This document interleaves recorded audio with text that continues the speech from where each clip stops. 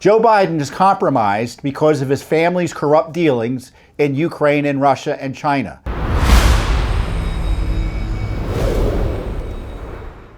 First up this week is the revelations and the leaks to the media that the Justice Department is considering prosecuting Hunter Biden on tax and a gun charge. And the charges supposedly relate to unreported income and his failure to disclose certain information in the gun registration form that the federal government requires. And now the outrage about all of this is that the leaks suggest that it's the Justice Department that, even given these narrow charges designed, in my view, to protect Joe Biden, they still don't want to charge him. It's been months since I think I was on Fox News not that long ago talking about a similar story, that they're ready to charge him, or that it's now a charging decision. And the dirty little secret is, or maybe it's a not so dirty little secret, the mirror of this is that the Justice Department prosecutors, supposedly it's the U.S. Attorney in Delaware, but in a case like this, obviously the leadership in the Justice Department under Garland is going to have the final say, is refusing to prosecute Hunter Biden despite overwhelming evidence of criminal activity. And they've had this investigation going on for 4 years. They've yet to do anything. It's clear that the information that's been adduced implicates Joe Biden and other members of the Biden family. So there's no evidence they want to go after him. All the evidence is they want to protect him. And on top of that, the news this week is that the Wall Street Journal reported that the Justice Department is concerned that Hunter might have a good defense because he had an alcohol and drug problem. I mean, who are they kidding? Who are they kidding? So this is where we stand with the Justice Department. They're harassing President Trump with these ridiculous raids and threats related to documents. They're arresting pro-life activists whose only crimes at worst are blockading abortion clinics. 18 months ago, 11 protesters were arrested. They're targeting parents. They're targeting Americans who dispute elections. In the meantime, they refuse to prosecute Hunter. They refuse to prosecute or even look at Joe. They refuse to prosecute the left that's illegally protesting outside Supreme Court homes, the homes of Supreme Court justices, in an attempt to intimidate them. The law prohibits that.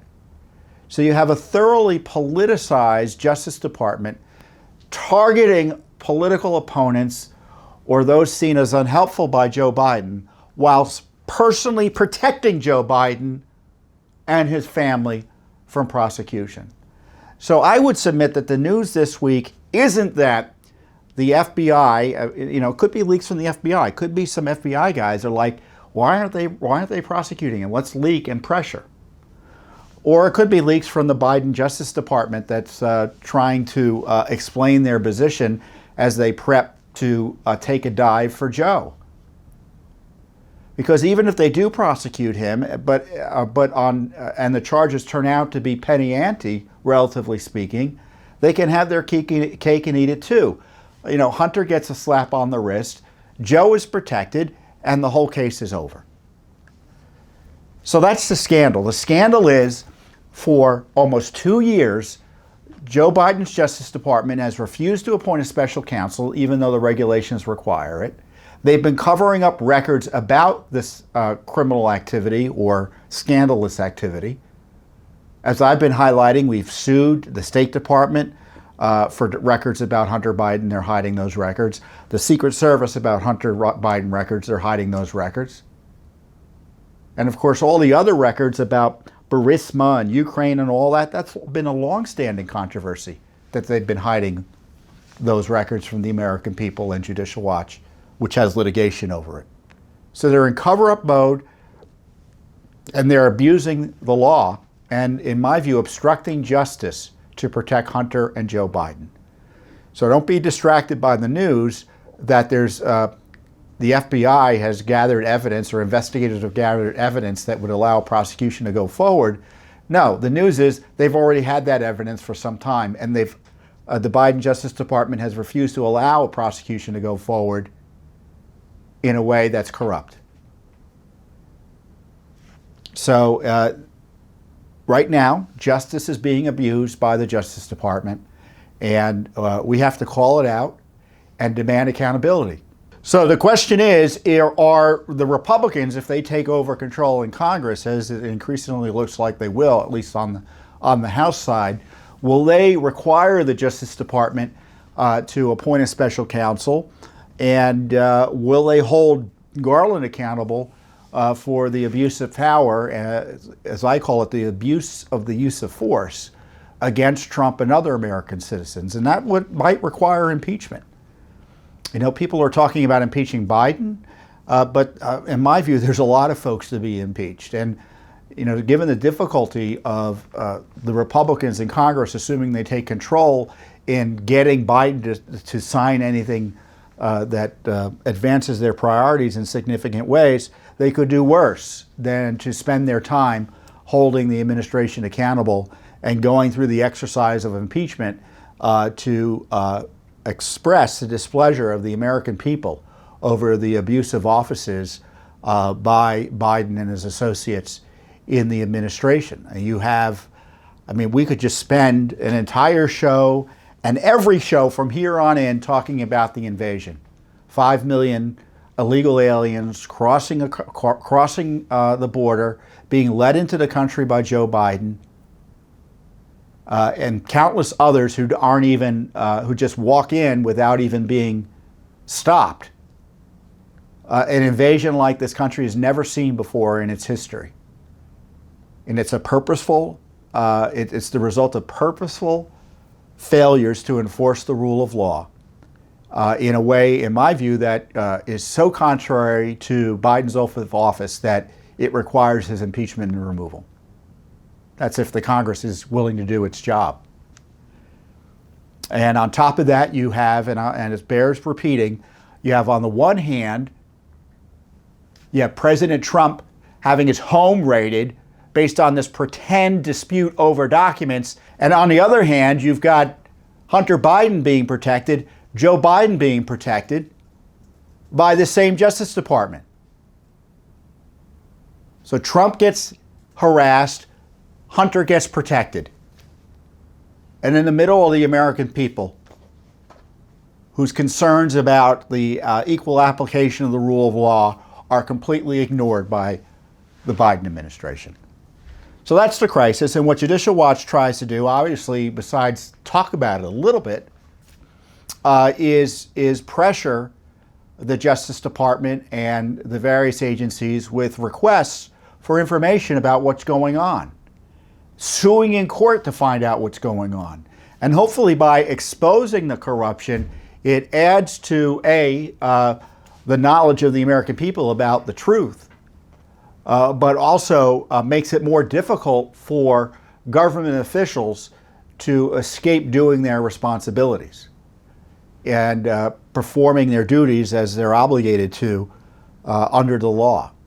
And we saw that, for instance, with the Clinton email scandal. I recall that, you know, it was Judicial Watch that was actually leading the way for the FBI investigation. Now, I know the FBI investigation in many ways was wired, but it would never have happened but for Judicial Watch. In fact, they were using our FOIA documents to question witnesses. And they were following our lead. We'd ask the court to question witnesses, and then the Justice Department would say, oh yeah, we want to question those witnesses too. It was so obvious what was going on. So don't underestimate how important our leadership is in directing and pressing the Justice Department and the FBI and Congress and frankly the dishonest media in covering these issues and pursuing them as they're supposed to. And so Judicial Watch has taken a lead there. I've talked about our several lawsuits. More are coming.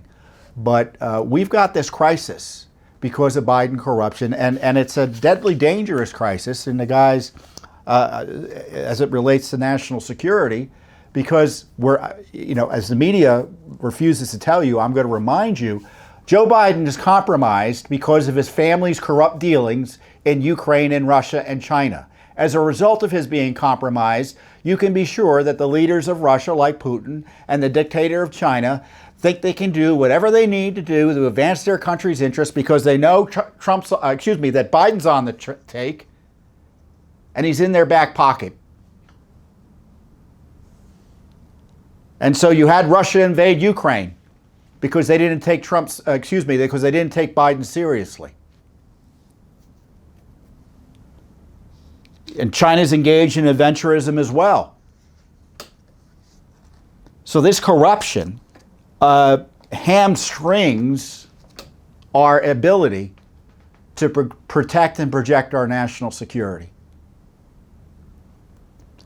So corruption matters. And the media won't tell you that. But when you have Joe Biden talking about us being near Armageddon, or he wasn't telling us, he was telling his big donors the other day, because of Russia threats of using nuclear weapons in Ukraine and who knows where else, you would think someone would ask, well, how did we get here? How did we get here? We got here because there is an administration in this town that has been compromised by Russia money and has little moral authority or even street cred with the Russians and the Ukrainians as a result. And so things are out of control. So I took a few minutes to share that with you because I guarantee you won't hear it anywhere else, even though you know it's true. So Judicial Watch will continue investigating on all of those issues, Ukraine, Russia, and China, and the Bidens being compromised there, because you can bet no one else is going to do it. And even if Congress gets changed to Republicans, to Republican control, you can bet there'll be large, I shouldn't say you can bet. They won't be as successful as you might think in getting information from the Biden administration, that's for sure. And if the past is any indication of the future, Judicial Watch will continue to lead the way in that regard. Thanks for watching. Don't forget to hit that subscribe button and like our video down below.